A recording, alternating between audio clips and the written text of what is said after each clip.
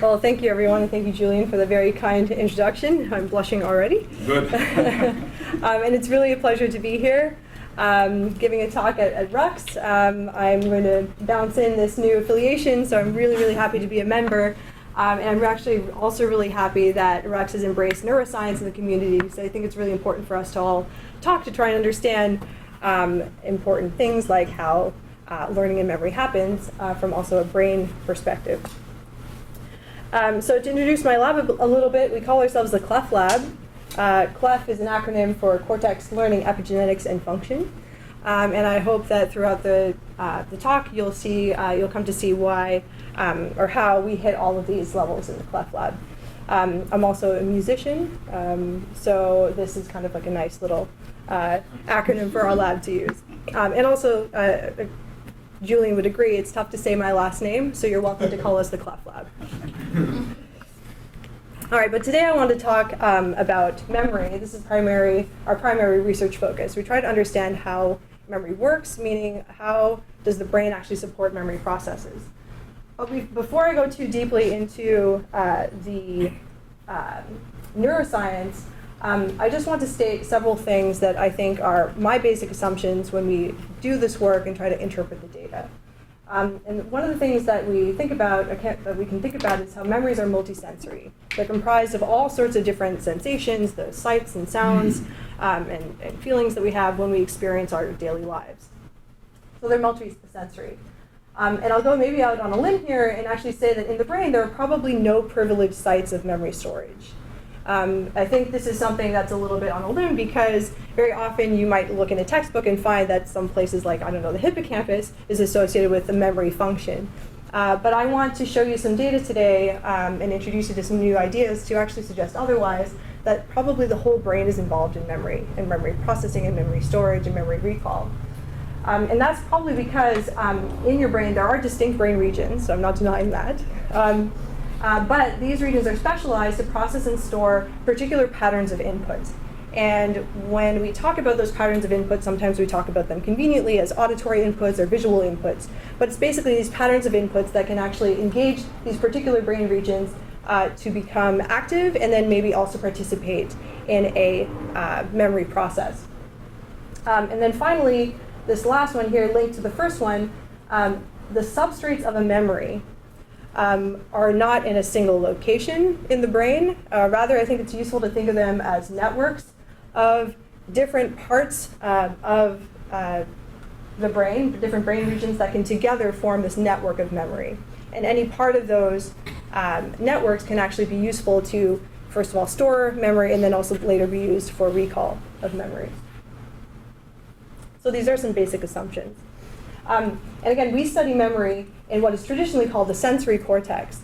So I just want to hammer this point in to say that in any brain region, like the sensory cortex, which we often think about as important for sensation and perception processes, what I'll show you today is that it's likely to be involved in memory processes as well, but that these processes are actually interacting, right? So if you have some change in this brain region that's a memory-induced change or learning-induced change, that might have implications for perception and sensation processes as well. Okay. So in order to study this, memory, and in particular memory in the sensory system, our focus is really on this concept of neuroplasticity. That in the brain, even in the adult brain, there are changes that happen that can change the structure, organization, and function of the brain. And this is something broadly we call neuroplasticity. And my job in my lab, and my students' job in my lab, is to connect instances or demonstrations of neuroplasticity with changes in behavior. And those changes in behavior we can often call learning events or memory events. Okay? So to study neuroplasticity, though, it's important, I think, to consider the many different levels that you can investigate neuroplasticity processes. So, for example, you can study a system and how the system changes. You can study circuits and cells, molecules, and even all the way down to genes. And so in my lab, we're quite interested in not only investigating these different levels where neuroplasticity can occur to change brain function, but also to see how they interact, to ultimately explain how learning and memory happens. Okay? I should say, too, that since we have a diverse audience, please feel free to stop me if you have questions. So I'm happy to clarify as we move along. So in my lab, we think broadly about the sensory systems and sensory cortices, but we use a specific model in the auditory system. So we look at specifically auditory learning, auditory memory, and neuroplasticity in auditory systems, neural systems. So to identify some basic assumptions about how the sensory cortex and sensory systems work, I just have three kind of basic assumptions here to show you, so you can consider. What I want to try to convince you of today is that sensory cortex is plastic, even in the adult, so meaning that sensory cortex, even the most primary sensory regions in your brain, can change. But it's plastic with stable tendencies. It's not willy-nilly, it actually can change and then become stable after it changes. This is an important one. We think that we have data to support that sensory cortical representation, so how the sensory cortex is functionally organized, can be instructive for behavior, especially when that behavior is cued by a particular stimulus, sensory stimulus. And then finally, this is an important one to understand or to consider the dynamics of the system. We think that the sensory cortex can actually transform what we perceive into memories of what we have perceived. Okay? So how the sensory system actually participates in memory, I think can broadly be broken down into two critical features of memory that sensory cortex can participate in, can encode. And it has to do with these two features of memory that I hope that most of us in the room would agree are key features of memory. One is that memories can vary in strength. You can have a very weak memory that doesn't last a long time, or you can have a very strong memory that could last even your lifetime. In addition to strength, memories can be characterized by having specificity, meaning they're about something. They have some sort of content. You'll hear me use that word later, right? So they have particular sensory information that can be stored in varying strengths. Okay? So ultimately, by the end of the talk, what I hope that I can show you is that plasticity in the sensory systems, and in particular I'll show you evidence from the auditory cortex and auditory system, that this plasticity is poised to serve both these functions, to make memories strong and to make memories specific, have memories that have specific content. Okay? So this is the overall kind of hypothetical framework, where we can ask the question directly, what are the neural substrates of long-lasting and specific memory? Right? And in the sensory systems, we can think of this as, how do you take something that's transient, a sensory experience like the one you're having right now, and how do you take this transient experience and then transform it into a memory of that experience that can then drive future adaptive behavior? This is kind of the overall hypothetical framework.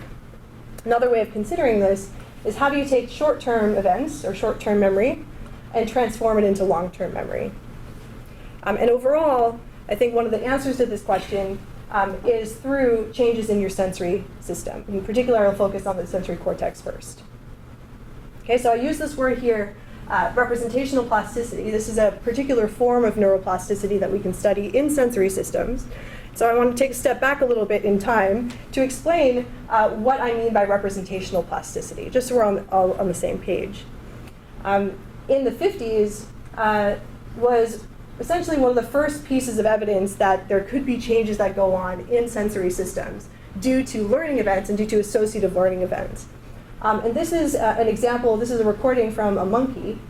This is an evoked potential. So basically what happens is that an animal is naive, and they listen to a sound, and if you're recording from over the auditory cortex, you can record an evoked potential that's in response to that sound. Okay? Interestingly, what they found is from that same recording location, if they now record from a monkey who's had this very simple experience of this sound, which is just a click sound, like a click sound that predicts an air puff to the eye, right? So, and then air puff to the eye, air puff to the eye.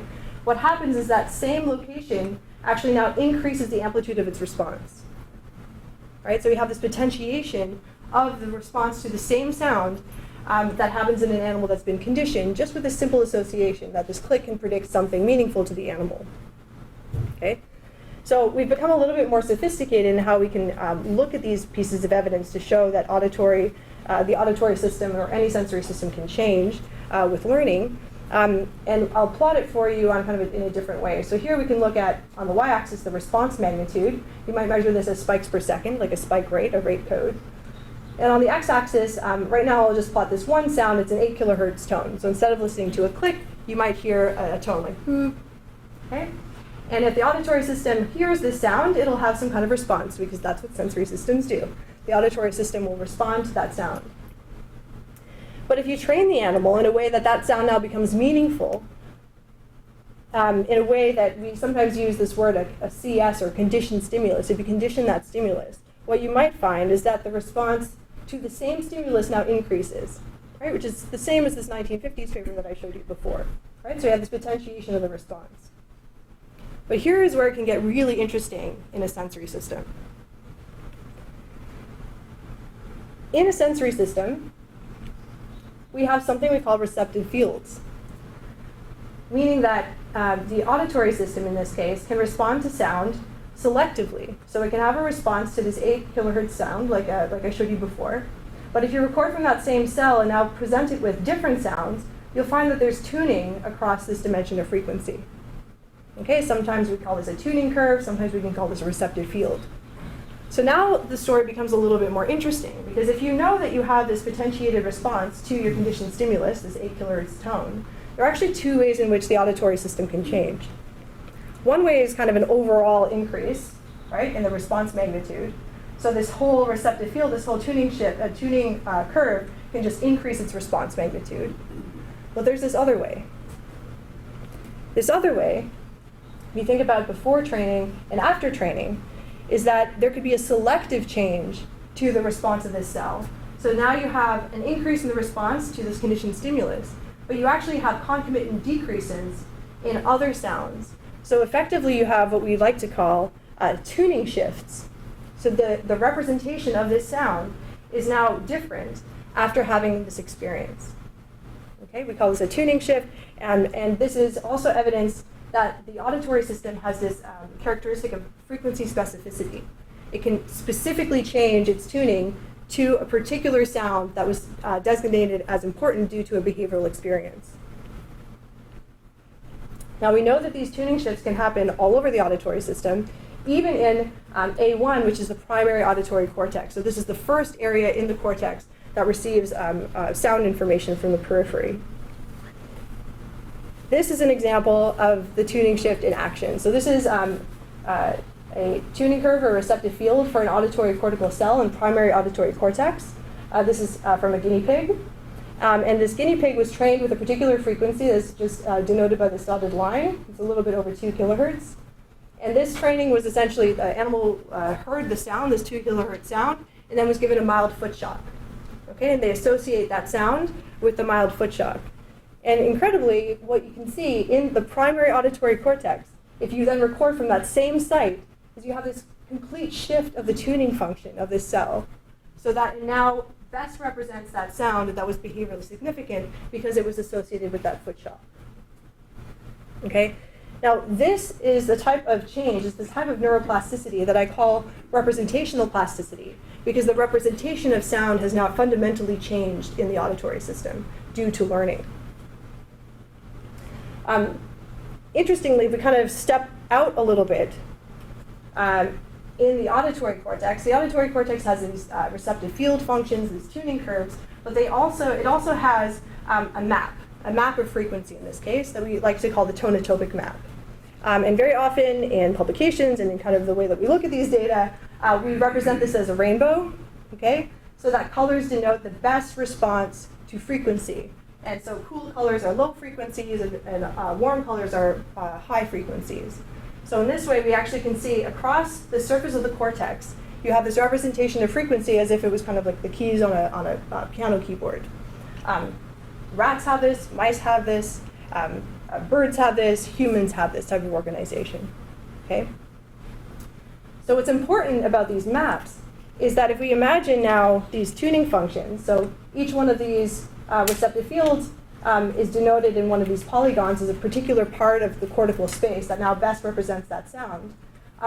Is if, as I showed you, there are tuning shifts, what that means is that each one of these little polygons now can actually change color. And what that really means is that you can have a reorganization of the frequency representation in the cortex of particular sounds when they're important to an animal. Okay? And this is another demonstration of something that we would call representational plasticity. Now the representation of sound, in this case sound frequency, has completely changed as a function of this animal learning the importance of this particular frequency. Right? This was a cartoon, but this type of change in tonotopy has been demonstrated many times. This is an example here. You're looking at the surface of a rodent's brain, the cortex over the auditory cortex. It's smooth, so you can actually make recordings across the surface and come up with this tonotopy before and after training.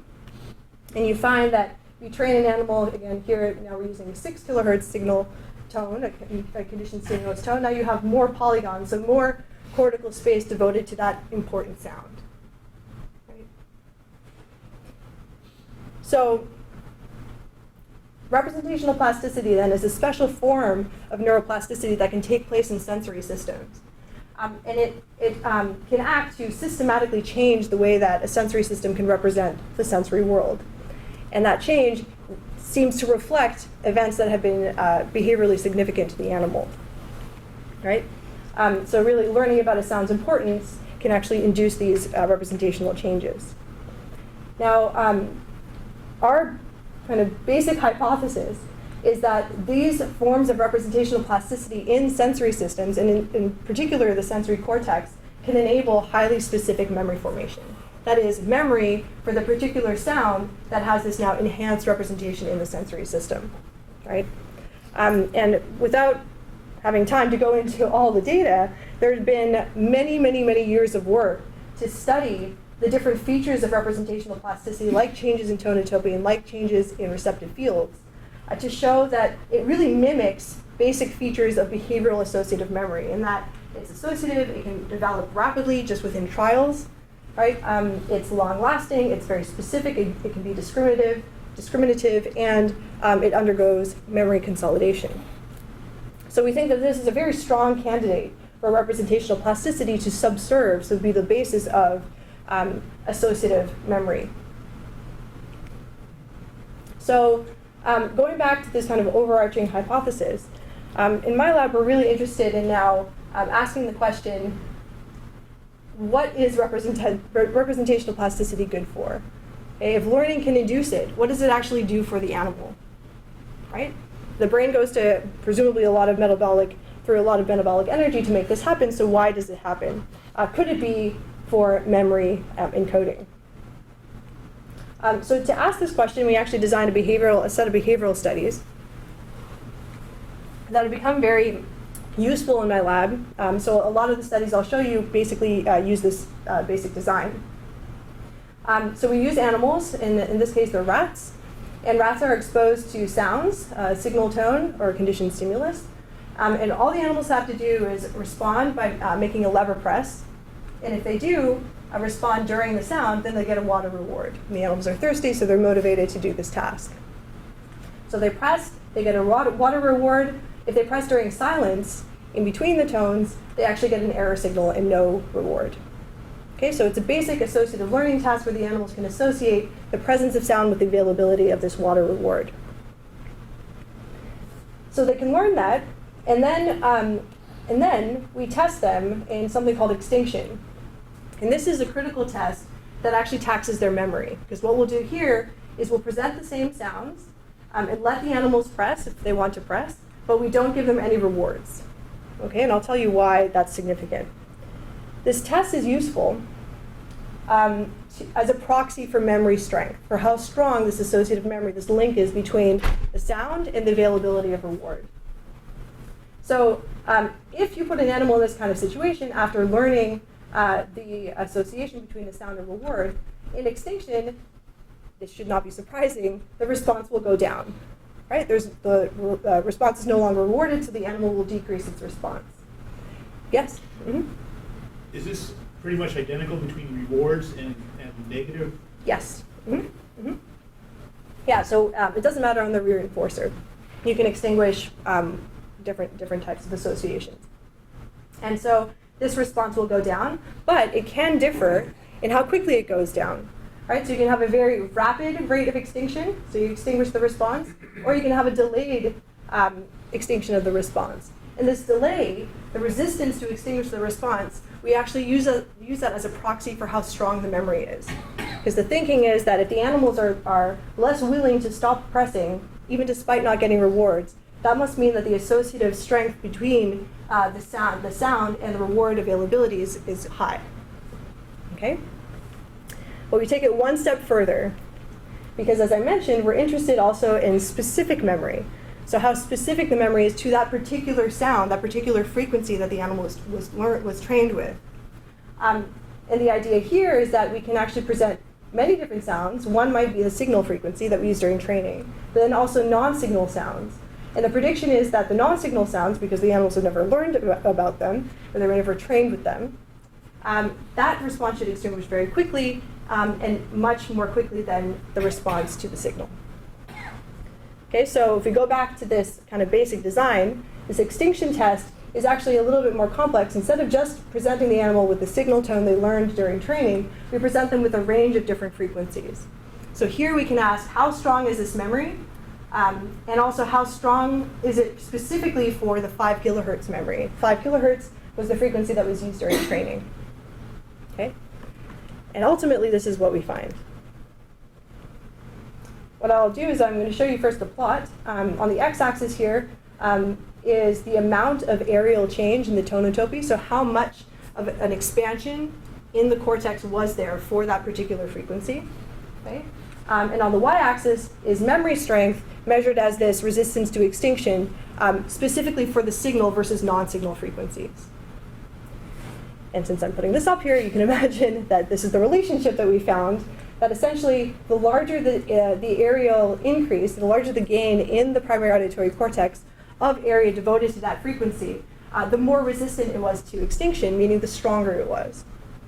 And this type of relationship, so greater area, stronger memory, held even if we made the task more difficult. The same type of relationship, that the greater the increase, the stronger the memory. So this we take to be a really important finding.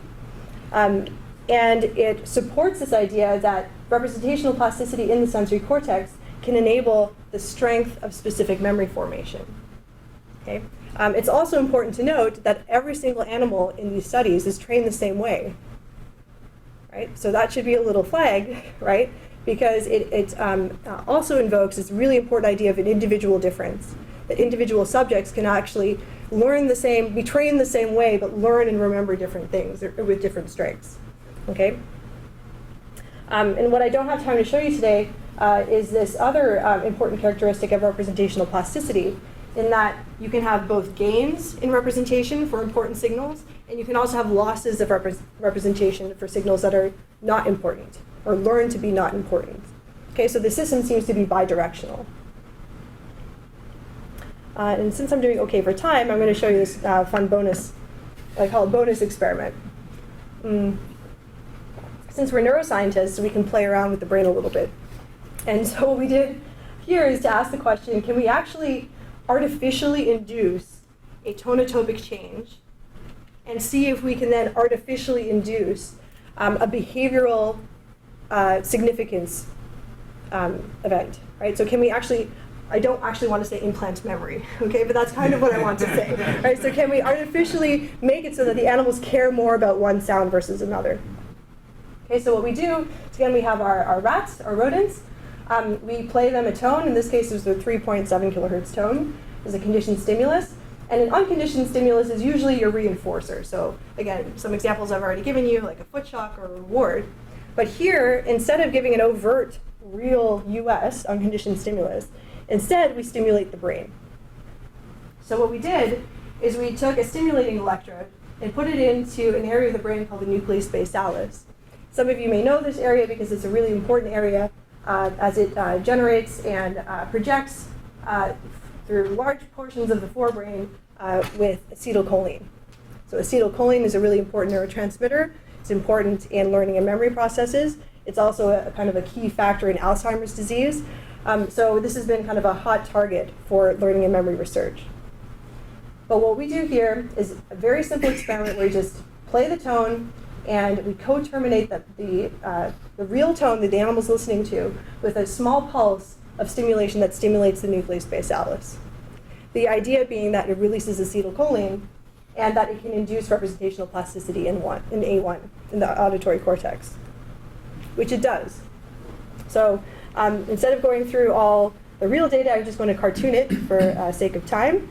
But ultimately, this stimulation pairing, so if you pair a particular sound, here I'm just showing you as a blue note, if you pair that with this nucleus basalis stimulation, you find that you get an expansion in the representation for that blue note.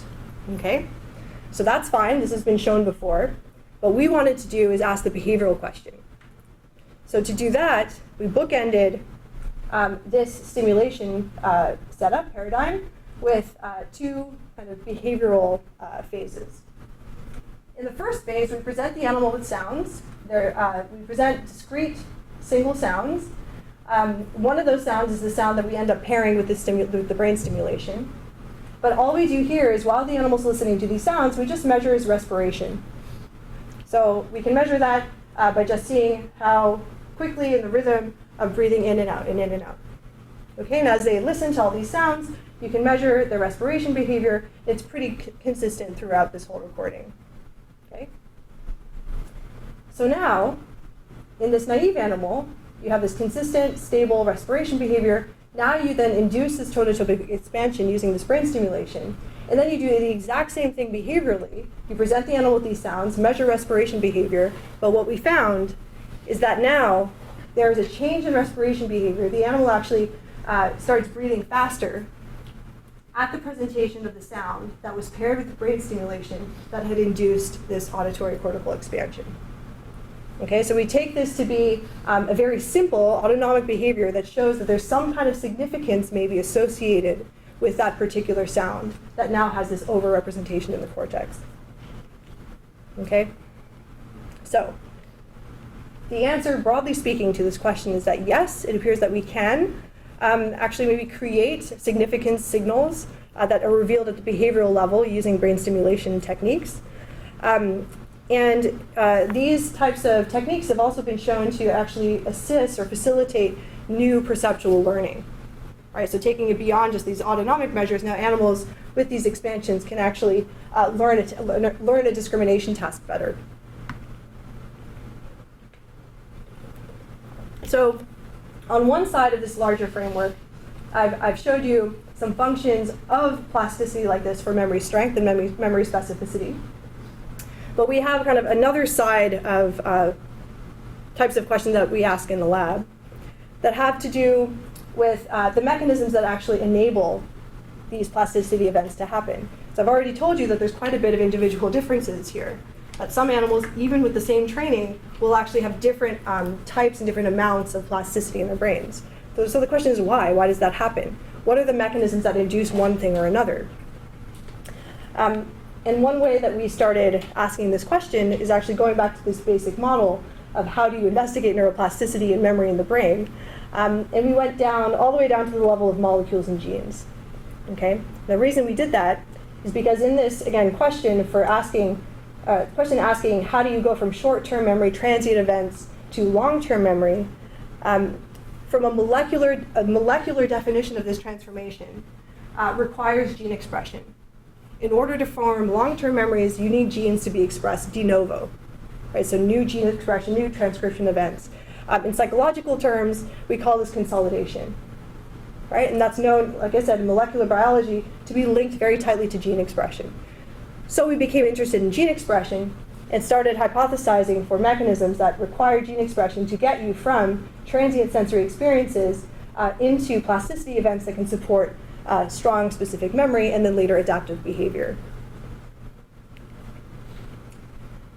So, gene expression, is it required for sensory cortical representational plasticity? Now I want to step back again a little bit to just talk about gene expression for a moment. Because it's not trivial. Okay, so you have a lot of DNA, right? It can stretch out for meters, yet your DNA is actually bunched up into every single one of your cells. Okay, there's a lot of compaction to get from just a single strand of DNA, which is kind of where your genes are, where they reside, to what the actual structure of the DNA material actually looks like in the cell. And it usually doesn't even look like this, because this is only how it looks like when the cell is dividing. So it's even more kind of complicated and complex. So this is about a 10,000-fold compaction. And to put this into kind of real-world terms, this is an example I like to give. If you have a car, this is an older car, right? And let's say I put a message on a note and put that note in the glove compartment, right? And if I asked any one of you to read me the message in this kind of format, it would be trivial. You would go in, open the door, open the glove compartment, read the note, okay? But what if I asked you to read that message after I did this? I compacted that car. All of a sudden, it's not such a trivial task, right? So gene expression, we like to talk about it as this kind of fundamental process, but it's a huge problem for a cell. So the example is a little bit unfair because there's actually a very large amount of organization that goes in to how you package DNA into a cell, into a nucleus. And a lot of this packaging actually allows for very specific and tight control of which parts of the genome are available for transcription at which times. This type of compaction uses these proteins called histones. These histones can have marks added to them or removed from them. These histones can arrange themselves into nucleosomes. Those nucleosomes arrange themselves into chromatin, which can exist on scaffolding proteins, and so on and so forth. So you have this very nice, tight, but controlled organization of DNA in the nucleus. Nonetheless, you need mechanisms, structural mechanisms, like physical mechanisms, to overcome this compaction in very discrete time points and spatial ways. So how does this happen? One way is through the arrangement of chromatin. And broadly speaking, chromatin can exist in what we like to call this open state. Some people call it euchromatin, where there's actually a kind of a bit of a loose wrap of the DNA around these proteins we call histones. And generally speaking, chromatin has to be in an open state in order for genes to be transcribed. I'm just using the kind of simplification, just saying that genes can be on in that state. In contrast, chromatin can also exist in this closed state where everything is very tight and not easily accessible by transcriptional machinery. And in general, this is kind of a gene's off state. It's very difficult to transcribe genes in this state. So all of a sudden it becomes very important to understand how and what mechanisms can actually take your DNA, your chromatin, from closed states to open states in order to allow gene expression to occur. And one very key player in taking a system from a gene's off state to a gene's on state is this protein called CBP, Krebs binding protein. I'm not going to get into very much detail about it, except to say that it adds acetyl groups to these histone proteins, which allows DNA to kind of loosen its conformation and the state of chromatin to open up. Okay, so this is kind of facilitatory for gene expression to occur. CBP goes this way. We study a protein that opposes its action. It does something called histone deacetylation, and the particular enzyme we look at is an enzyme called HDAC3, histone deacetylase 3, which instead of adding acetyl groups, it removes acetyl groups and puts the current state of chromatin into this gene's off state. Okay? So, interestingly, if you now think about experiments that can manipulate HDAC3, specifically if you block HDAC3, you can actually promote the acetylation of chromatin and promote the expression of genes that can later, and has been shown, to transform learning events into very strong memories. And those memories sometimes are so strong that they actually outlast naturally formed memories. So this HDAC3 molecule seems to be really important in regulating which memories become strong and which memories are essentially prevented from forming. So put into our model here of making short-term memory go into long-term memory, we can think of this HDAC3 molecule as I like to call it a brake on gene expression. Okay, and if you find ways to remove that brake, for example, with what I'm going to show you is some work using a pharmacological HDAC3 inhibitor, RGP966, if you remove that break, then you can actually facilitate this transformation process, right? So, having given you a whole lot of molecular level neurobiology, I want to bring it back to the auditory example. So, essentially, we're asking this question.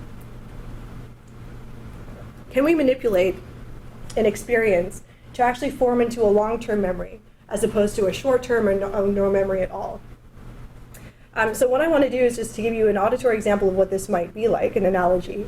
So you'll hear a voice, and I just want you to think to yourself if you recognize that voice. Okay, and the idea is if you do, then you have a memory of that voice because of your exposure to the voice, because of your association of that voice to a particular person, to particular events, and so on and so forth. And if you don't recognize the voice, it's because maybe you haven't had enough experience or haven't had enough association of that voice with the person. So here's the first voice.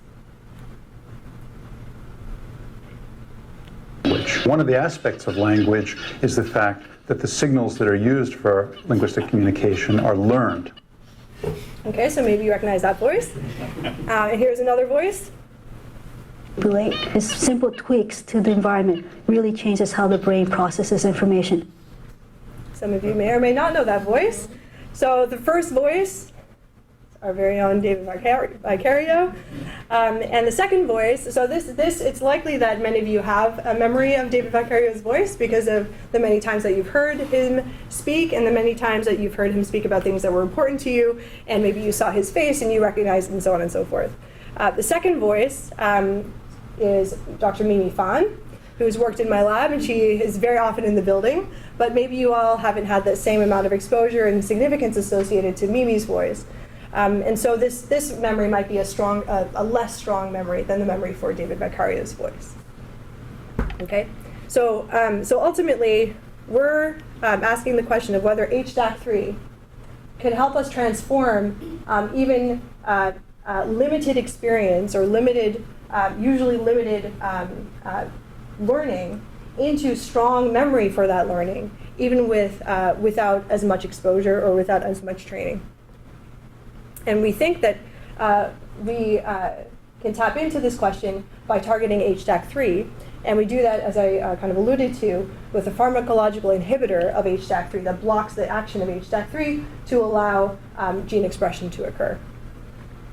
So all of that is a build-up to this following experiment, which is very similar to what I showed you before. Animals are learning to bar press to a particular sound, and they get a reward when they press to that sound, and they get an error signal if they do not press to that sound. During training, we treat them with either the 966, the HDAC3 inhibitor, or vehicle, and we only give them these substances immediately after their training. Okay, and they get that every day. We have found through a separate set of studies that RGFP 966, this HDAC inhibitor, does actually enter the auditory cortex. So this is a pharmacokinetic study to make sure that we're affecting the cells that we think we should be. And finally, at the end of training, all the animals undergo this memory test like you've seen before. In this test, in this case, we're actually measuring a different type of behavior, and I'll show you what we did and how we assessed it. And then finally, we look at representational plasticity by using electrophysiological recordings in the auditory cortex in each and every animal. So to show you the behavior first from the memory test, again, the question was, is there a difference in the strength and specificity of memory between the animals treated with the RGFP 966, that HDAC3 inhibitor, versus vehicle? And what I'll do is I'll plot, this is on the y-axis, the latency to press the bar to one of the sounds during the memory test. Okay, and the idea is that if they have no memory for this particular frequency, then responding should be pretty equal across all the frequencies. There should be a flat line. But if they do have memory, then there would be a point to that line.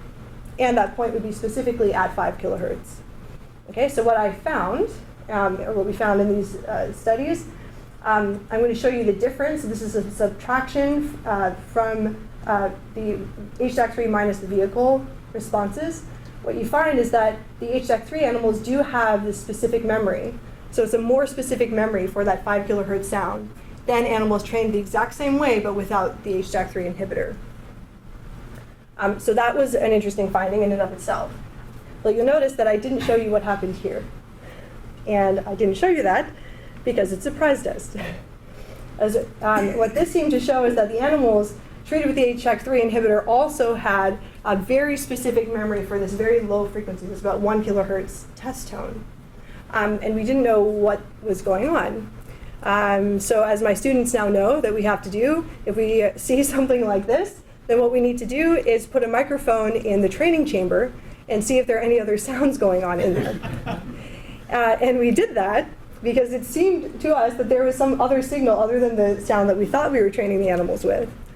When we did that, we heard our sound, this 5 kilohertz signal tone, which is great. That's what we expected. But we also recorded another sound, which happened to be the sound that the delivery mechanism made when it gave the animals their water reward. So from the animals' perspective, they would hear the signal, the 5 kilohertz signal, to indicate that they had to press, and then they would hear the delivery mechanism if they knew that they had pressed correctly to get that reward. So in this case, the animals, or this manipulation showed that the animals had a highly specific memory of the signal that we trained them with, and also the signal, another signal that also predicted reward. Okay, so very strong and highly specific associative memory. So we kind of proceeded through the data sets, now thinking about these two signals as signal A and signal B. Okay? And the critical question now was to look at what happened in the auditory cortex. And the long story short is that there was a very specific change in the auditory system. So again, we're looking at the tonotopy of the auditory cortex. There was an increase in the representation in the cortex for both the signal A and the signal B frequencies. So here I'm showing you again subtraction. So this is a difference between the two groups. And the HDAC3 inhibited animals show more or have more cortical area devoted to both the 5 kilohertz signal and that 1 kilohertz signal. Okay. What that looks like essentially from a kind of more cartoon point of view, these are real data. This is an example of an animal's tonotopy that was treated with vehicle. And you can see that there's this increase in this low level shown by the cool colors in the animals treated with the HDAC3 inhibitor. So you have this complete change in representation of auditory space due to this training with the inhibitor. But that wasn't the only thing that changed. We also looked at within these polygons, there's actually a lot of data in each one of those polygons. And it's, this is also a receptive field. It's a little bit flipped from what I showed you before because what we're looking at is the response across frequency and also sound level.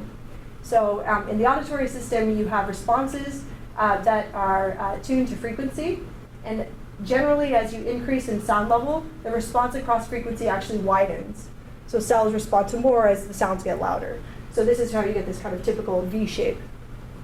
But what's interesting is that after training, the HDAC3 inhibitors seem to actually narrow the width of the tuning only in cells that were tuned to the signal frequency. So it's as if the neurons became more selective to that preferred frequency, only in cells that were responsive to the signal.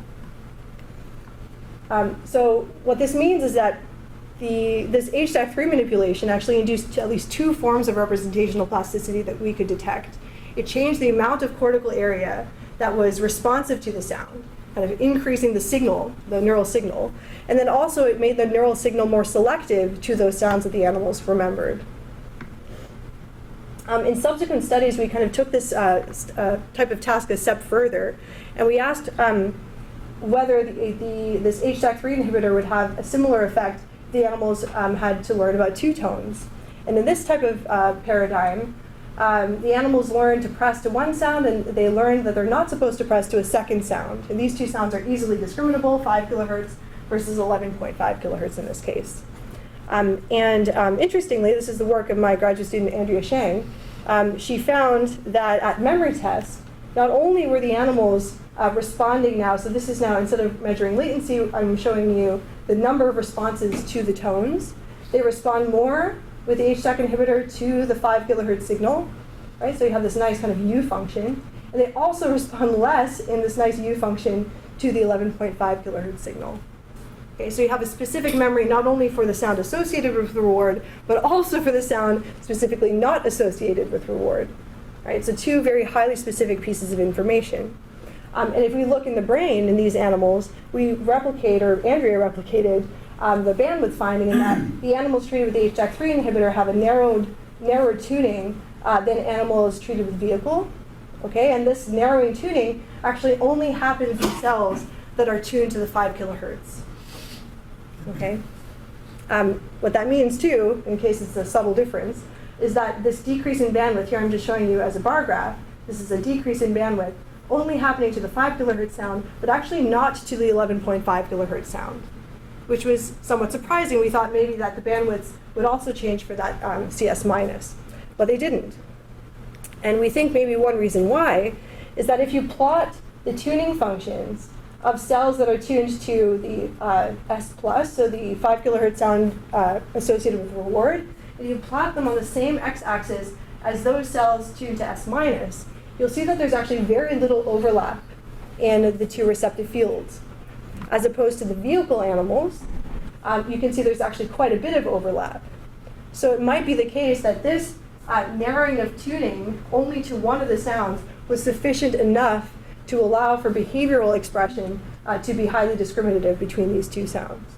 Right? The brain actually didn't have to narrow the tuning to both. Right? But it's an open hypothesis that we have. So this was all exciting and interesting for us. But we started asking questions that went a little bit beyond the cortex. Because the cortex is actually only one place in the auditory system. And we thought that it would be useful and interesting to actually look earlier in the auditory system, which is connected to the auditory cortex. And so in another graduate student's work, this is Elena Rotundo in my lab, she started recording the auditory brainstem response. And this is a very quick signal. Basically, within 8 milliseconds, you can get these very standardized kinds of peaks and an electrophysiological signal that are roughly, although there's some argument as to exactly which one of these peaks is associated with which brain structure, but roughly you have a readout of the very low auditory system output. So how the low auditory system responds to sound. And you can measure things like amplitudes and latencies of these peaks to get an idea of how the earliest levels of the auditory system respond to sounds, and in this case, respond to sounds that the animals think are important. And it's relevant here to think about the subcortical auditory system like this in the context of the cortical changes, because there's a massive amount of connectivity between the cortex and the subcortical system. At every point you can think of, there's a direct connection, even sometimes monosynaptically, with one synapse that connects the cortex to the low-level auditory system. So because of this kind of connectivity, we actually ran a very similar study with HDAC3 inhibitor versus vehicle, and we measured the auditory brainstem response before and after animals were trained. And what Elena found, which maybe some of you can't see in the back there, but there's an increase in the amplitude of the very first peak in this ABR signal, the auditory brainstem response signal. And that increase in amplitude happens with the HDAC3 inhibitor when it's on board during training, and it happens only for ABR responses evoked by the signal frequency, not to non-signal frequencies. And that amplitude change doesn't happen in animals treated with vehicle.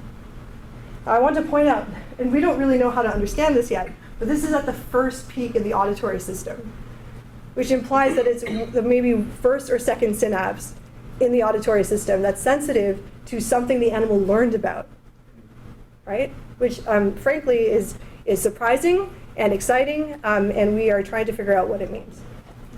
But these changes are very tightly linked to the animal's behavior. Here I'm also showing you the amount of bar presses to the signal tone. With animals that are treated with the HDAC3 inhibitor, you see this really sharp specific memory, as opposed to animals with vehicle that have very generalized memory. And also we analyzed the data another way to show that in groups of animals that are treated with a vehicle, treated with drug, or completely untreated but still trained, we see that the proportion of animals in that group that develop specific memory significantly increases, so that more animals treated with the HDAC3 inhibitor can reliably produce or generate very specific memories.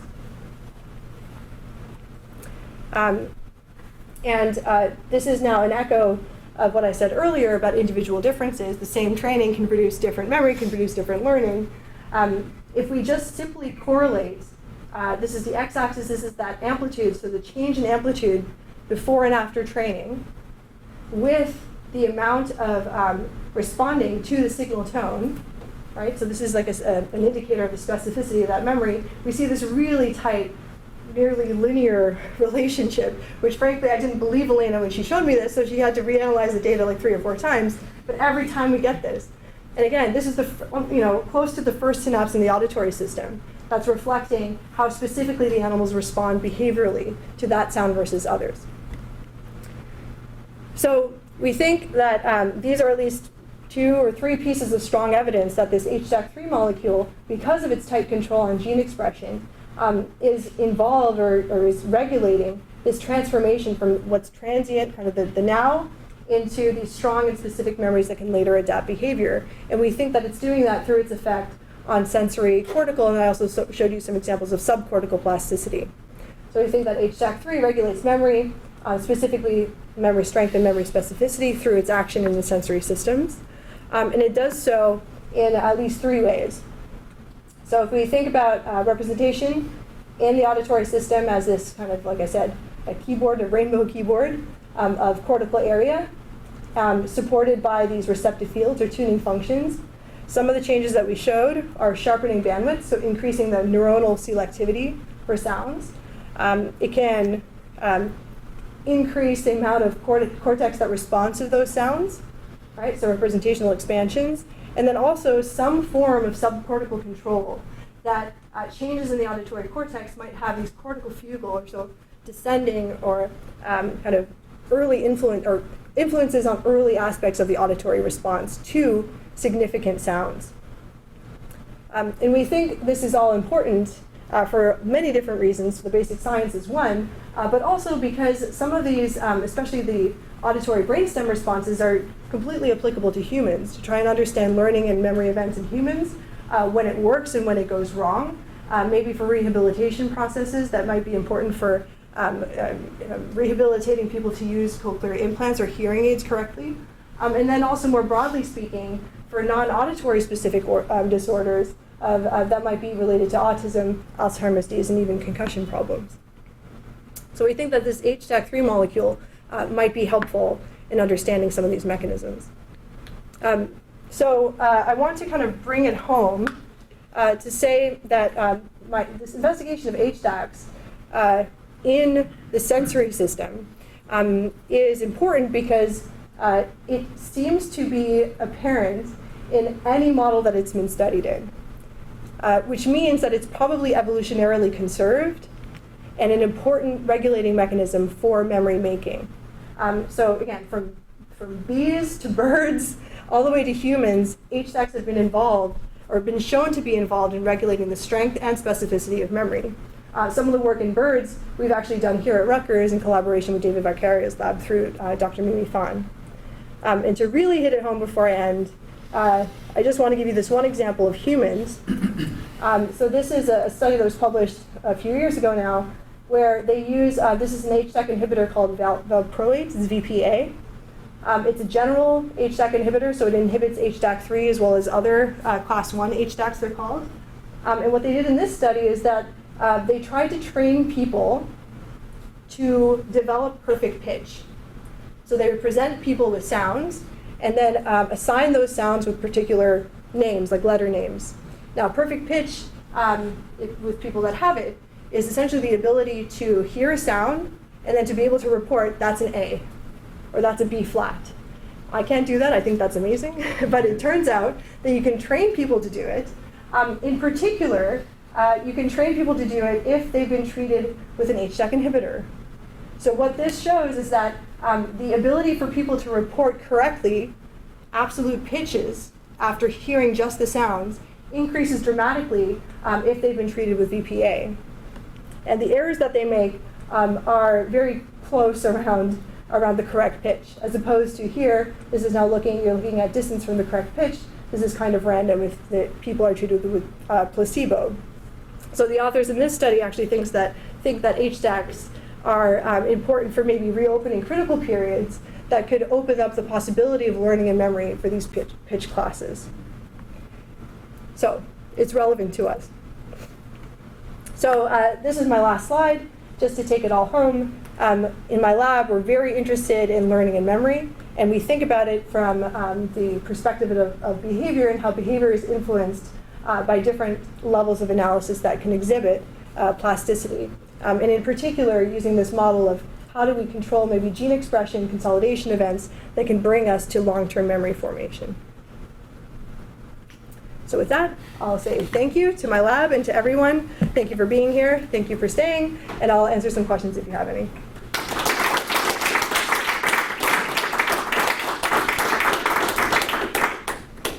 Yes, Mark? I'm glad you didn't say the 1 kilohertz tone was related to the flood. Yes, I avoided that at all costs. Well, you must have had some thoughts on the relationship or the contribution of unmasking versus sprouting. With respect to the changes in receptive fields? Uh-huh. Yeah, so Mark's alluding to this idea that you can have very rapid changes or changes that are not so rapid. And unmasking is usually related to a very quick change that can happen. So generally the way that people think about it, if I can paraphrase, generally the way that people think about it is that you have a receptive field, and that receptive field is generated by inputs into that cell. Okay? And if that cell fires, right, so if the cell is active, then you have a receptive field that is called a classical receptive field. So it's what we record when we record these tuning changes, or tuning curves. But the receptive field itself is actually much larger than what the neuron will actually fire to, because it receives inputs that are much broader than those inputs that can actually successfully generate a spike. So we think that part of this could be related to the unmasking of these. It's usually sidebands that can unmask inputs that are otherwise not capable of eliciting a spike. But I think that there must be structural changes that happen also, because Andrea has shown in some data that we haven't published yet and I didn't show today, that some of these changes can last for weeks, like just weeks. And so I think that there must be a long-term process that's happening also. Yeah. Yes, Jacob. So I'm trying to reconcile a couple of things in my mind. So there's a whole literature in mostly visual neuroscience about modification of receptive fields to make them more precise at boundaries between categories. Yes. So like the monkey will be trained on A category, B category, they'll get narrow receptive fields on whatever the parameter is at a spot in between the two. And Right. we're talking about sharpening of receptive fields at a salient stimulus. I wonder if you could reconcile those. Are those different phenomena or the same? Yeah, they're probably related phenomena. So one thing that we haven't discreetly analyzed is that these receptive fields. So I drew them, and everybody kind of cartoons them as being symmetrical, but they're not. And so very often one side is actually quite steep, and the other side kind of is more kind of graded. So there might be something actually already in our data sets that could support some of the kind of other way of thinking about this, that maybe we're actually tightening up the slope of the response. And so I think it's actually quite compatible. It could be compatible with some of the visual studies.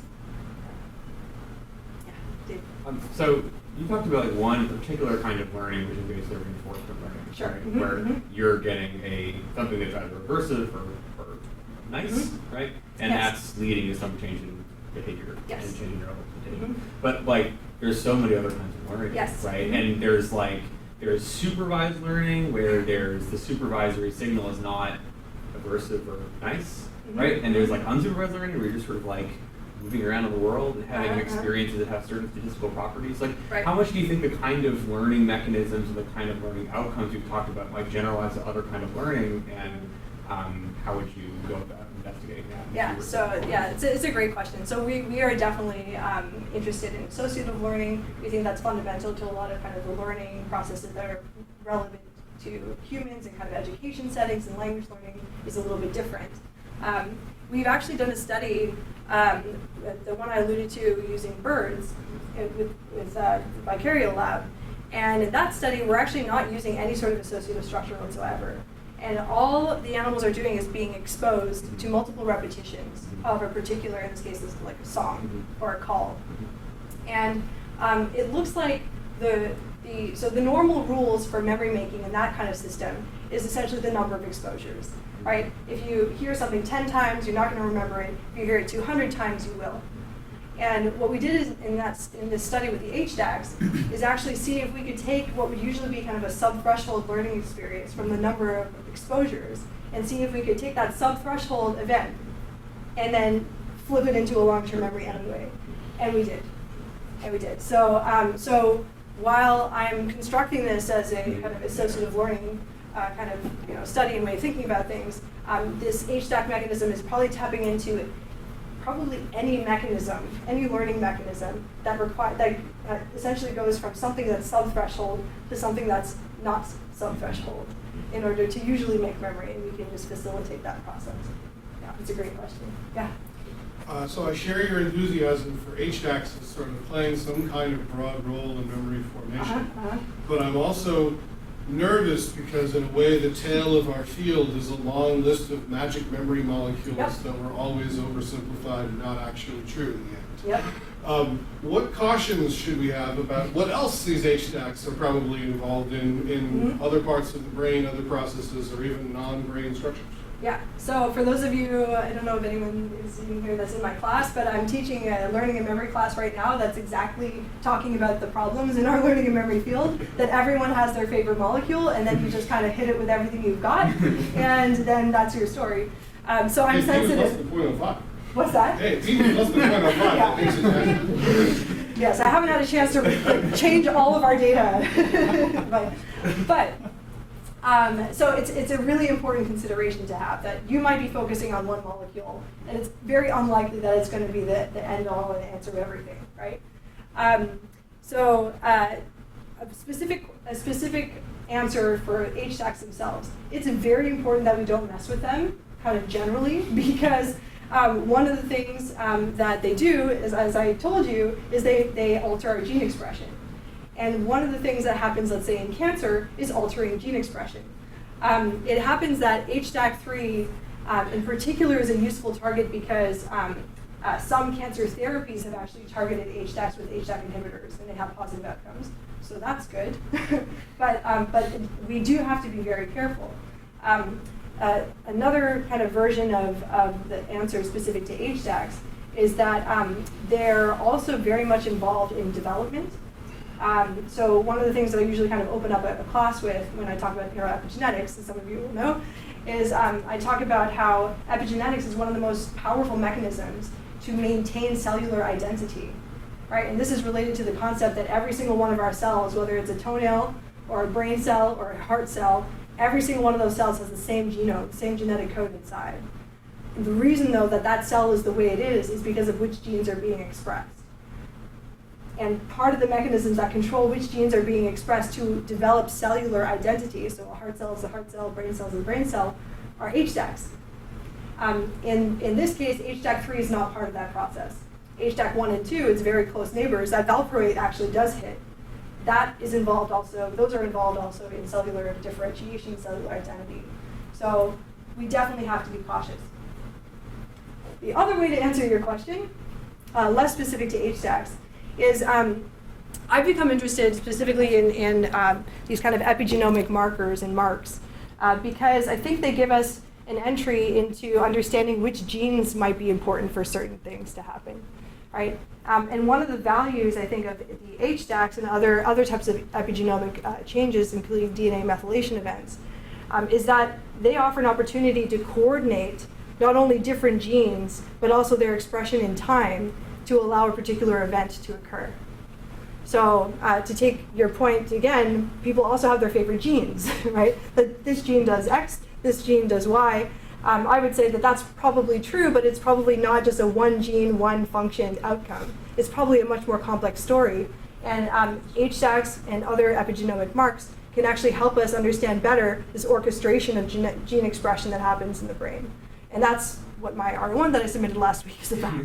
Right? So I have some ideas, and we have tools now, sophisticated tools that involve bioinformatics and kind of genome-wide studies that can get us some of those answers that are much more satisfying than, here's my favorite molecule, and everybody should take an HDAC inhibitor after an exam, right? So, yeah. Yes, yeah. Any speculations on connections between what you're looking at and the phenomenon of auto-scaling in various magnitude approximating systems?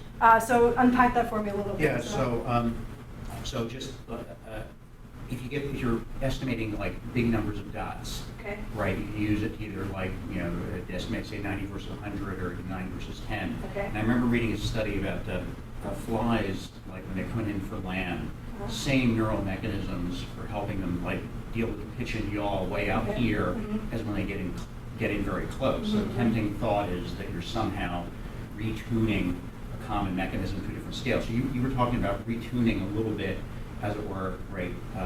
Not this pitch, but the one over Right, here. right. And I was wondering if there's any thoughts about connection to this other sense in which people often want to talk about retuning the same system to a different perceptual scale. Yeah, it's hard for me to think of what the analogy would be in the auditory system.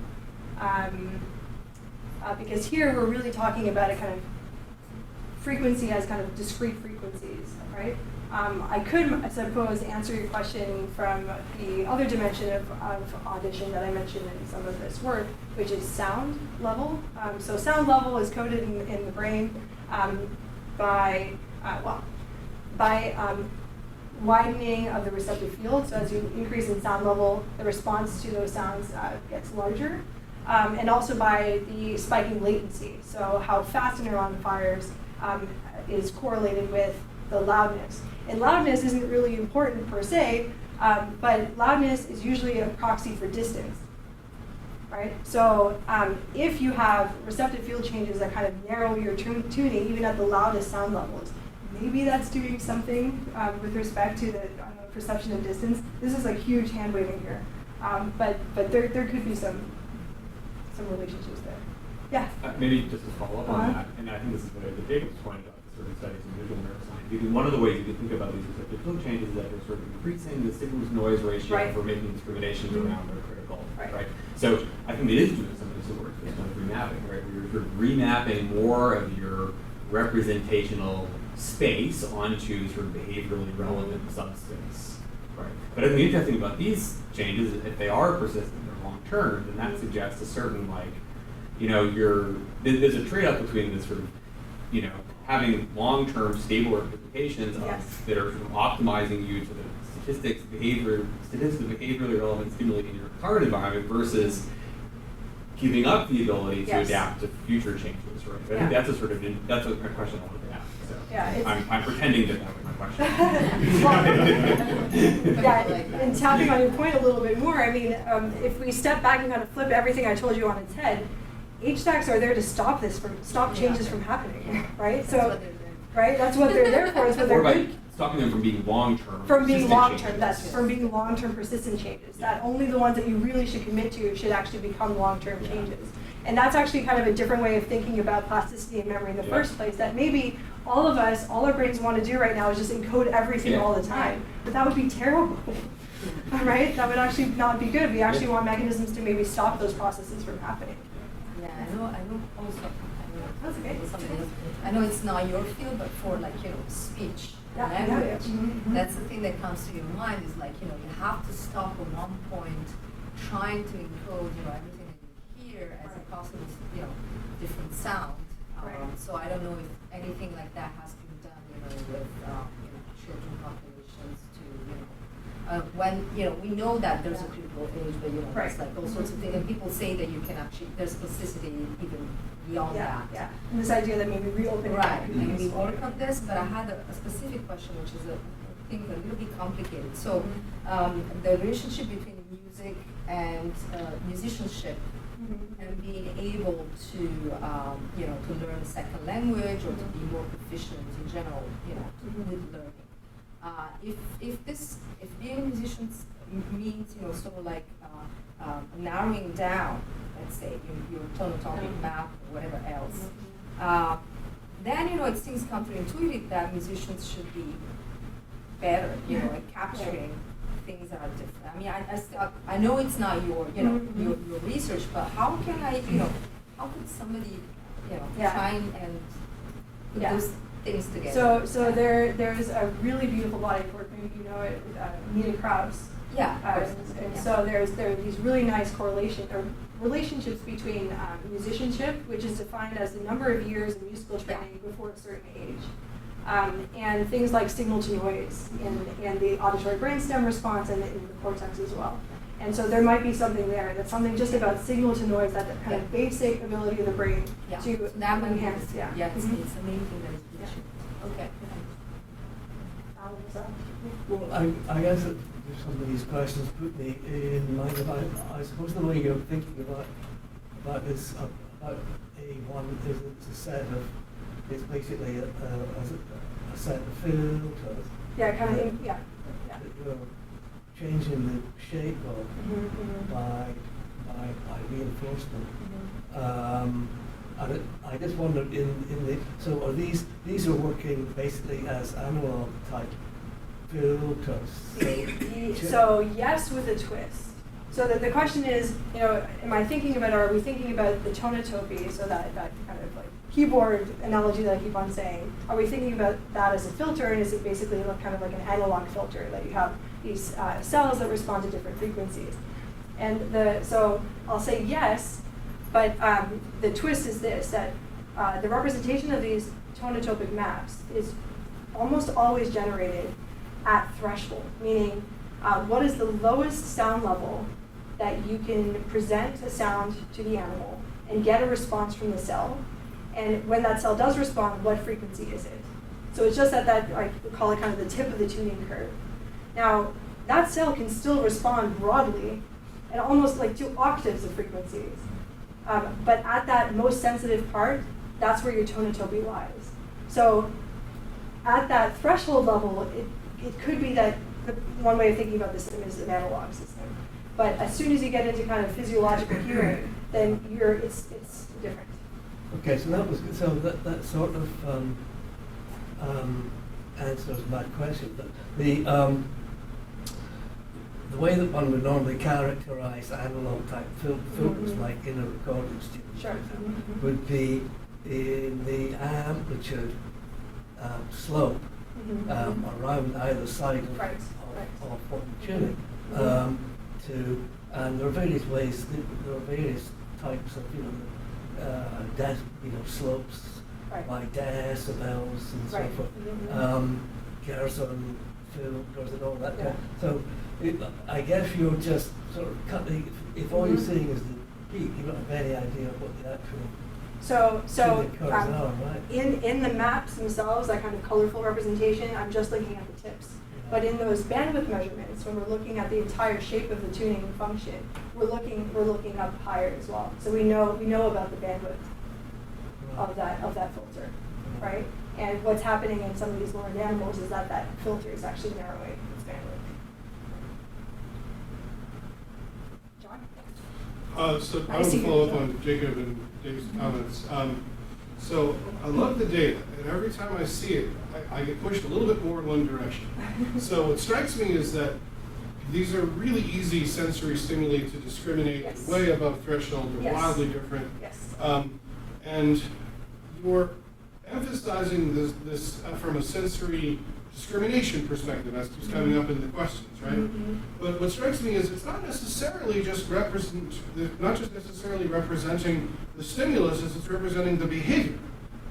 And I just kind of wanted to test out the idea with you.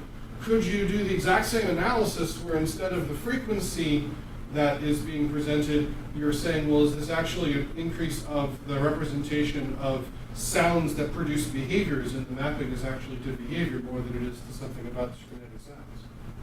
So that would be to look at the behavior of the animal. So basically to reverse engineer it. Yeah. So to look at the behavior of the animal and make predictions, and see if we can make predictions as to what the representations in the brain. And even maybe more cartoonishly, that you see the increase with the CS plus and the decrease with the CS minus. In a sense, what you're seeing is a map that tells you more about what the animal would do if it heard those sounds than about telling what one sound is apart from the other. Yes. I think part of, so the data that you just brought up with the S plus and the S minus, when we had the two-tone discrimination, where one was associated with reward and the other one wasn't, you can see that those two sounds are not treated the same with respect to the plasticity that they induce. So I completely agree with you that this is definitely informative in telling us what these representations actually mean with respect to the behavior. I always tell my students, one of the best ways to prevent an animal from responding to a tone, like an S minus, is to prevent them from hearing the tone. You know? And you know, we laugh at that a little bit, but it might be part of what the auditory system is actually trying to do, to make it less likely that at this even perceptual level, if you want to think about the sensory systems as more of a perceptron type of machine, that it's preventing the animal from detecting it the way it would if it was significant. I don't know if that fully. Yeah, no, the hesitation on my face is you just took it and spun it back to perception.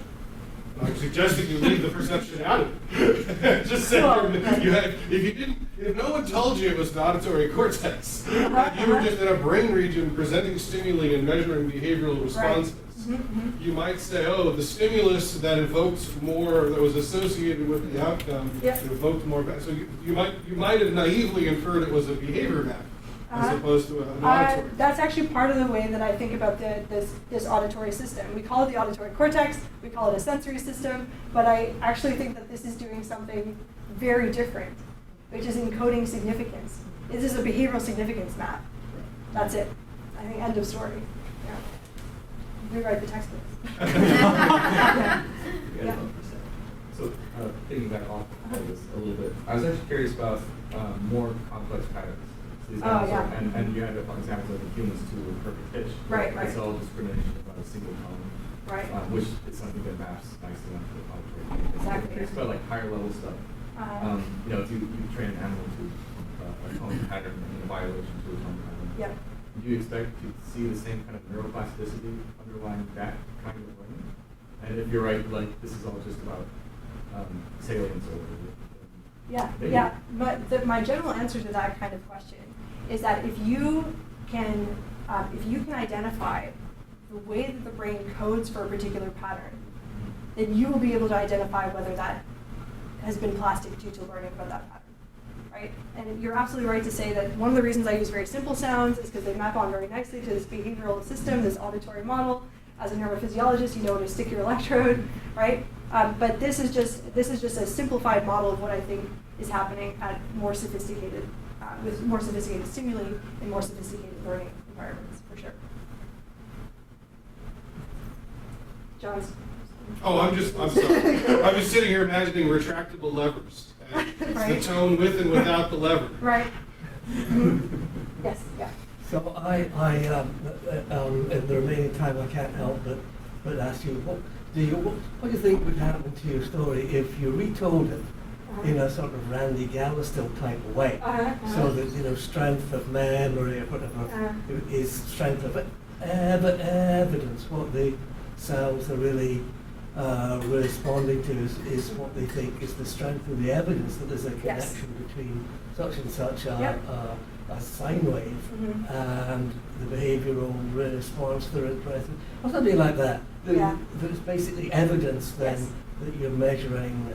Yeah, so this is really similar to I think what John was trying to get us to talk about, which is so Alan's saying, is this really just kind of like a behavioral evidence signal?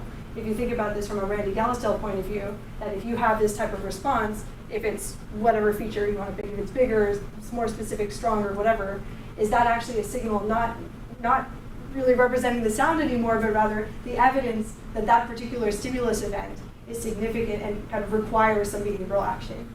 And I would agree that all of this data could be interpreted in that way.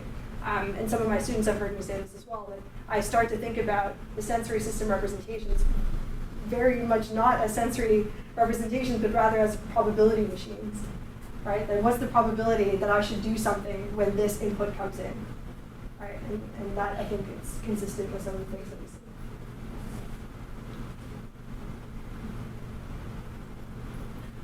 Yes? Well, how does that way of thinking about it map onto kinds of learning that are not directly relevant to behavior?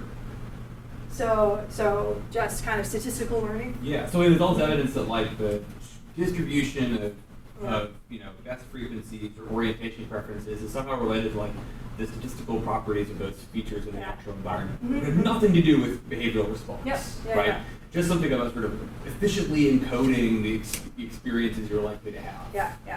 Right? Yeah, I think there might be a really interesting domain to investigate that question in looking at the differences in susceptibility of these systems to plasticity during development versus adulthood. Okay. I think that might be a really nice playground for someone to jump into, right? Because the idea being that during development, you're more susceptible, your system is more susceptible to plasticity that organizes its representations according to just pure statistics of the environment. But those statistical preferences are at least behaviorally plastic, right? Yes. So things like stuff that Pat Shafto and some of his collaborators have done, right? Showing that like even those basic orientation sensitivities can be rewired after like just a couple of minutes or an hour of this like, weird VR experience where you're like filtering the images in real time as you're walking. It's wacky. But so I don't know if it's just development versus adulthood, right? There might be some kind of deeper level of plasticity possibility. Some of you should know the owl prism experiments. If you fit an owl with prism lenses, and what they do is they hunt, right? So they have to use their visual system to go and find a predator, like a little mouse in the corner on the ground or whatever. And if they wear these prisms, at first they miss terribly, but the prisms, if they're shifted by 30 degrees, let's say, the adult owls will very quickly actually shift their kind of internal maps. And then what's sad is that if you take the prisms off, and they look like a normal owl again, but they miss now again also, right? So these are long-lasting but still plastic changes. So there is some opportunity for statistics, obviously, to enter the brain as well.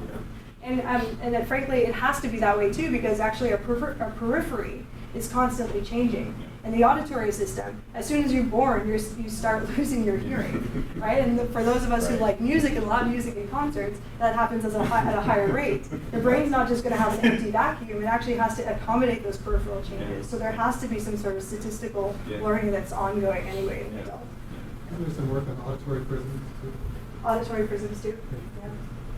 Yeah, shifting location. Shifting frequency. Shifting frequency. Okay. Yeah, because you get immediate feedback. Like you shift one frequencies versus one speed back. Oh no, this is. And then they shift their voice, right? Yeah. This is the Not animal everybody. model. It's like they call it stimulus specific adaptation or something, or stimulus specific learning, right? Thank you for all those questions. Do you have another one? Okay. Okay. All right.